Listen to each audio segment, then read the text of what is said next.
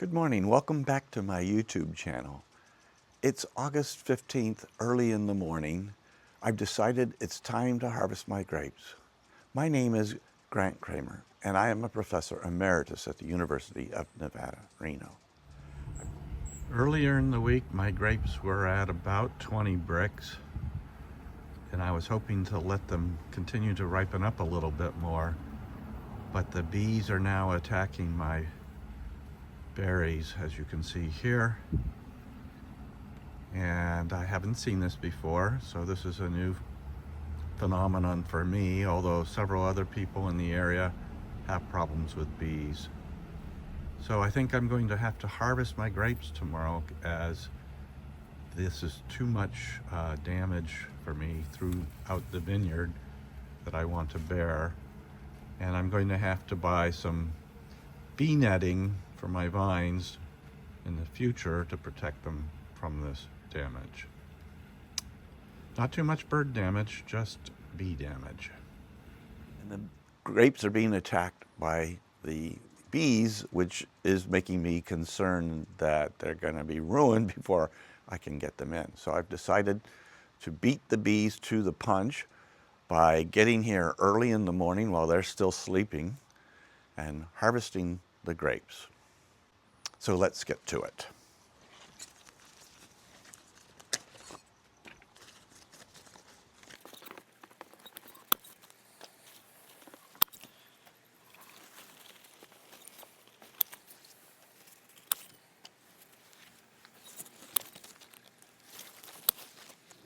Okay, the right vineyard is picked, and here are some of the nicest clusters that I have. They're really looking beautiful. Well, it took me about an hour and a half to harvest these grapes. This is twice the amount that I got last year. Last year I got 3/4 of a tank. This year I got 1.5 tanks. This is the latter half. There's already a full tank in the garage or winery. I've got the grapes in the garage winery, and now it's time to pack the grapes into the bladder press.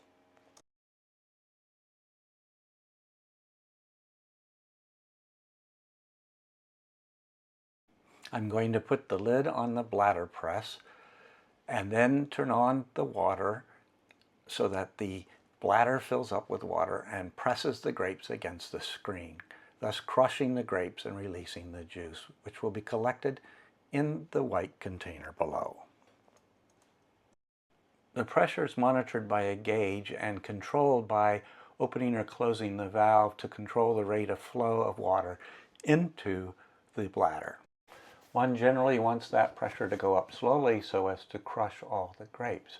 However, in this case, since I'm going to do a second press after I soak my skins and berries together with the juice overnight, I will just do this more rapidly right now. You can see that the juice is flowing nicely, and if you look very closely at the middle grid, you can see the juice popping through the grid as the pressure increases. However, I left this cover off for demonstration purposes.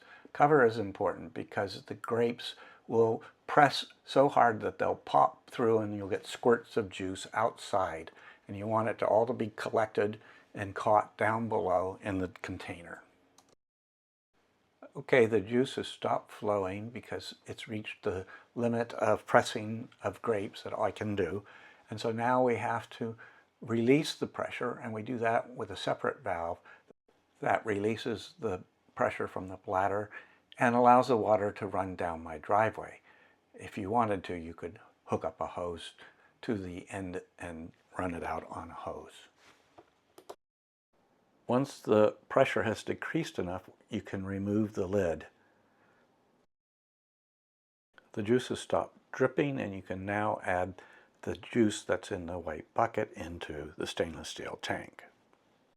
Now, because I don't have a crusher destemmer, I'm going to try a new procedure where I take the grapes that I've just pressed and I'm going to push them off the screen back into the juice. This will allow the flavors and colors to be further extracted from the skins, as I will leave these overnight.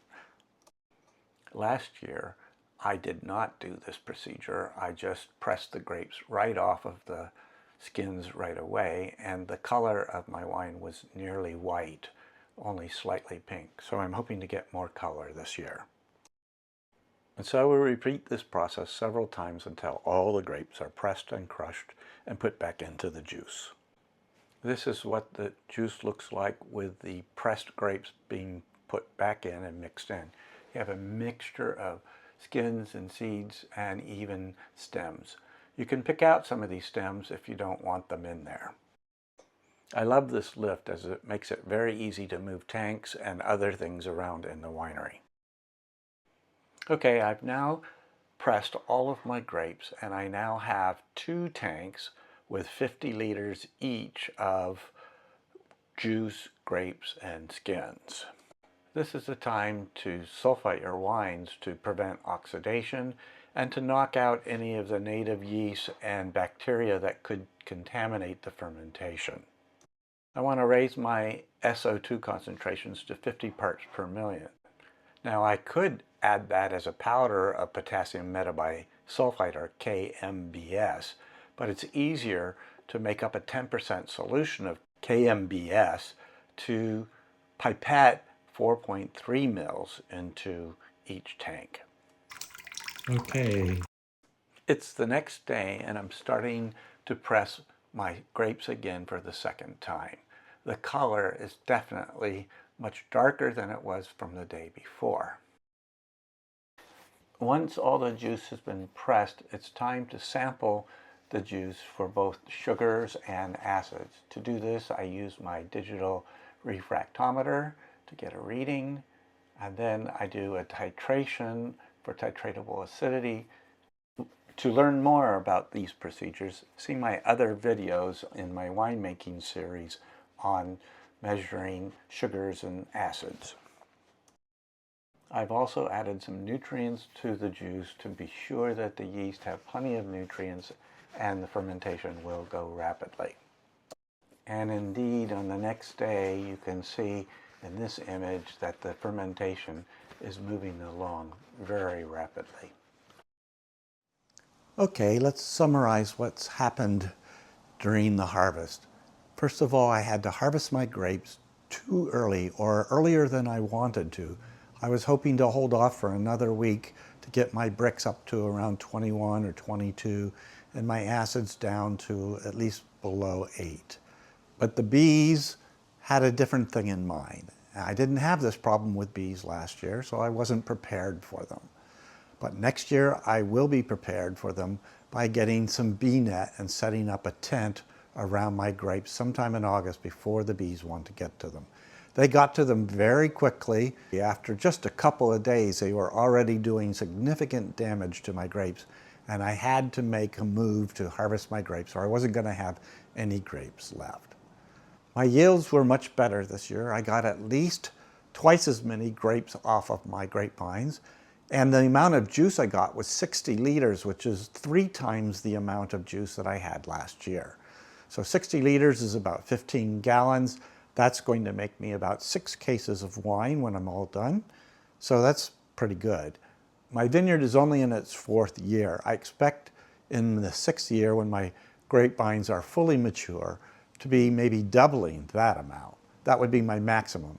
Right now, this is plenty for me to handle. So my numbers weren't too bad. My Brix came in at 19.8. That's my sugars, the amount of sugar in my grapes. And my titratable acidity was about 9.2. It's a little bit high, but hopefully it's not too high. Okay, I went through the processes of harvest and winemaking this year a lot more quickly than I did last year.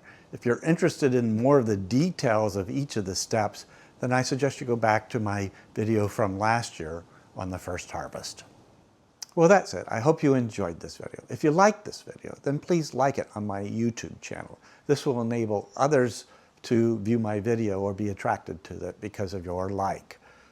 And if you really want to see other videos, then I encourage you to subscribe to my YouTube channel where you'll be notified of the next video that's coming out.